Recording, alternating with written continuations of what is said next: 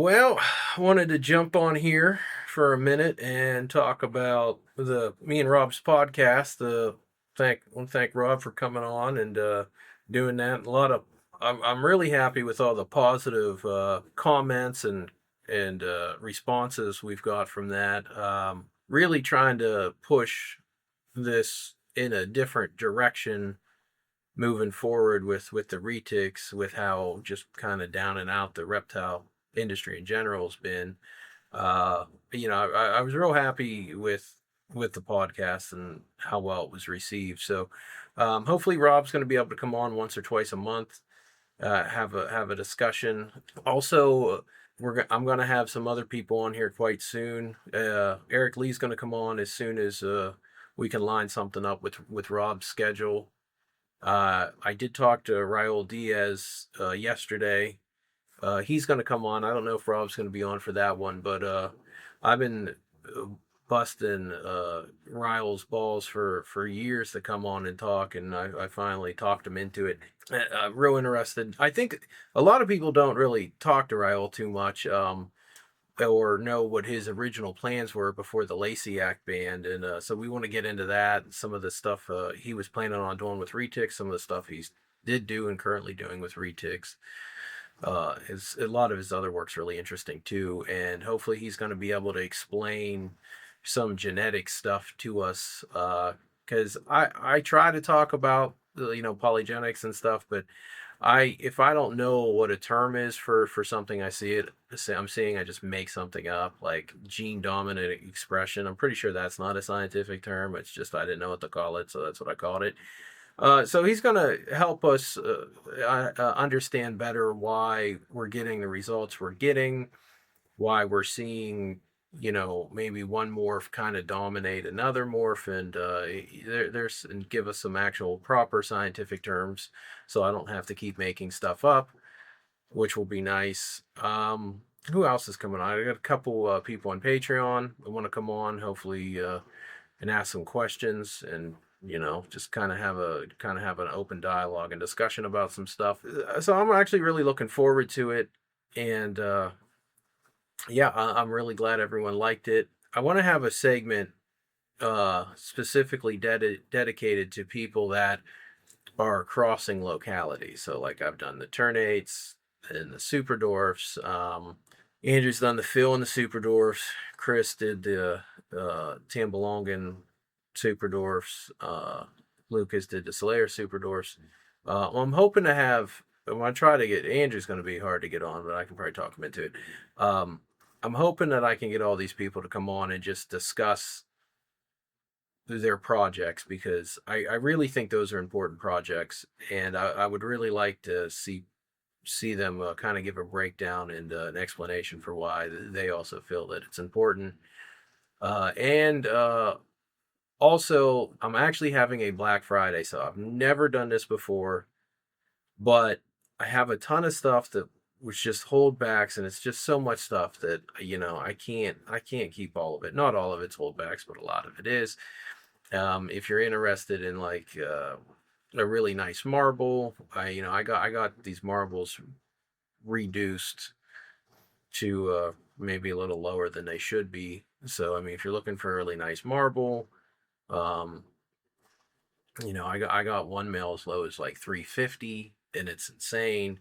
I got the Mindanao Sun Tigers. I got some Ternate Tigers, high percentage, 75%. I got, oh, what else is on there? I got the Super Dwarf Granite Backs, which is probably one of the best projects you could get into. That, for some reason, people think it's a good idea to wait until the first Super Dwarf Anthrax is produced before they jump into it. But that's one of the few projects I would say spend, definitely, if you're looking for an investment. That's your investment animal right there. Um, what else is going to be on? Some really nice Phantom stuff. So I don't have all the pictures up, but you can go to rnbreptiles.com, and it's right in the top Black Friday sale, and check it out and just scroll through it. I'll have more pictures up. I'm going to try to have everything up by tomorrow. And I got to start taking pictures here quite directly, actually, today. and get more of that on.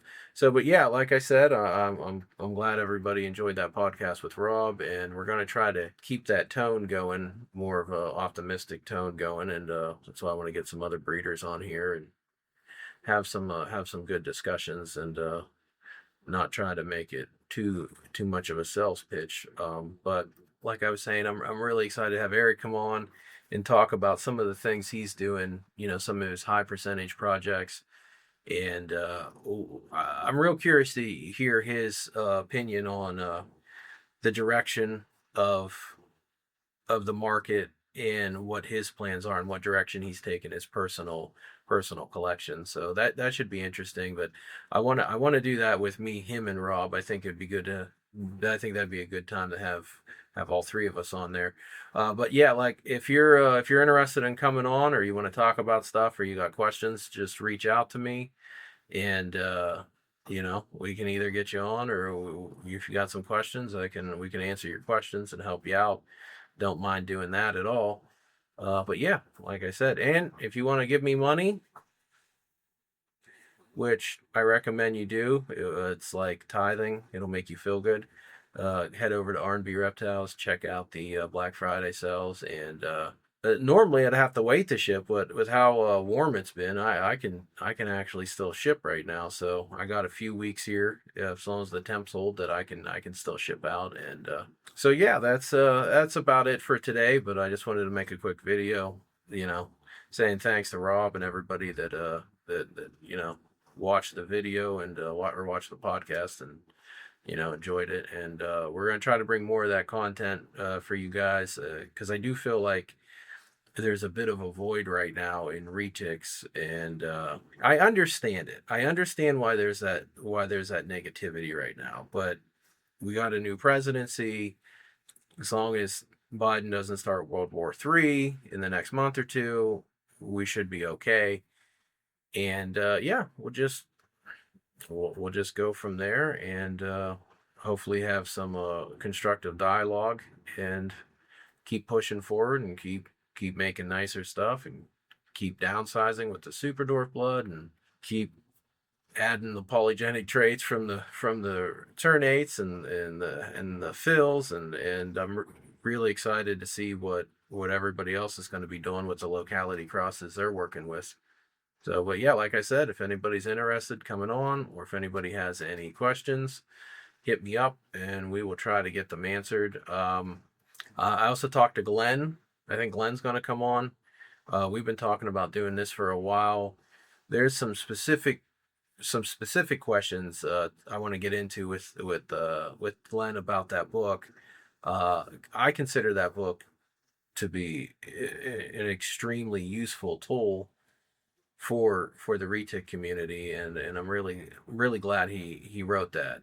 You know, he did us a huge favor. He did all of us a huge favor by doing that. Hopefully my camera has good autofocus. Fuji finally came out with a firmware to fix all the damage they did to their autofocus with their previous firmwares, and that didn't take too long. And I got a new lens on here. Well, it's not that new. I've had it about, I don't know. I've had it a few months. I just haven't used it very much. The Viltrox 13 millimeter. It's a really nice lens.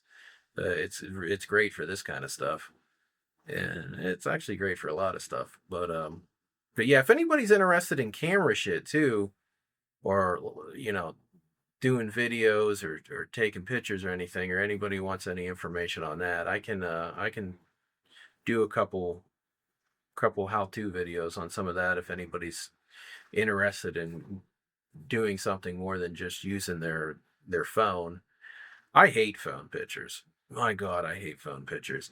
And and the crazy thing is about a camera like this, or whatever kind of camera, they're all good. You know, they all have their minor flaws. Like with Fuji, it's the goddamn autofocus. You know, but Sony kind of spoiled everyone because they got this crazy alien technology type autofocus that no one can compete with. So even when you have autofocus that's pretty decent, you know, Sony just destroys it with their technology. But yeah, if anybody's interested in that kind of stuff too, because I do like talking about cameras and I do like playing with my cameras and doing that kind of stuff. Reptiles Forever were kind of my hobby, and the collection got kind of big, so now it's more of like a job. I replaced the reptile hobby with more of a camera hobby, so I like goofing off with my cameras and stuff.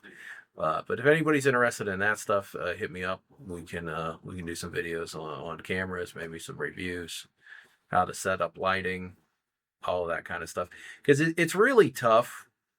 We're also spoiled with our phones that you just press a button, you get a pretty decent picture. But if you want to get really good pictures and videos out of a camera, you got to know something.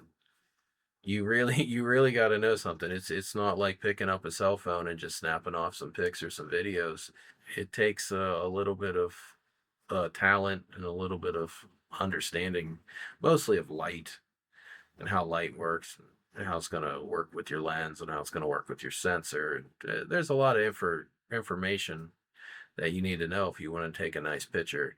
And I think that's kind of why I like it, because I can take an okay picture that looks pretty decent with my phone, but if I want to take a good picture with my camera, there's a process you have to go through, and a lot of people don't like that process. Personally, I do like that process. I like setting everything up, like setting up the lights, I like setting up the camera. The only thing I don't like about it is trying to get the snake to sit still. That's the only thing.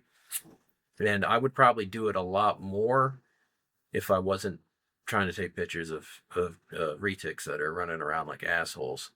So, but yeah, like I said, hit me up whenever if you're interested in coming on. You got questions, and if you want some slightly different content relating to some camera shit, let me know. I'd be more than happy to put that out.